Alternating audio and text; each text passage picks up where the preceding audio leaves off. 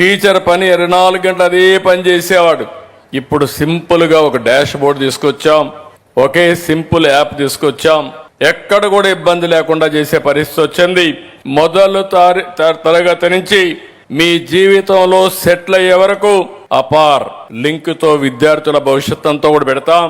దీనివల్ల మీ క్యారియర్ ని ఏ విధంగా బిల్డప్ చేయాలో, ప్రపంచంలో జరిగే మార్పులు చేర్పులు ఇవన్నీ అధ్యయనం చేసుకొని మిమ్మల్ని బెస్ట్ స్టూడెంట్స్ గా తయారు చేసే బాధ్యత ఈ ప్రభుత్వాన్ని చెప్పి కూడా నేను మీకు తెలియజేస్తున్నా.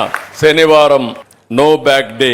ఒకప్పుడైతే పిల్లలంతా పుస్తకాలు వేసుకొని చాలా వరకు గాడిద చాకరీ, ఏదో కొంపలు కూలిపోయినట్టు ఆ పుస్తకాలు మోసి మోసి అలసిపోయేవారు.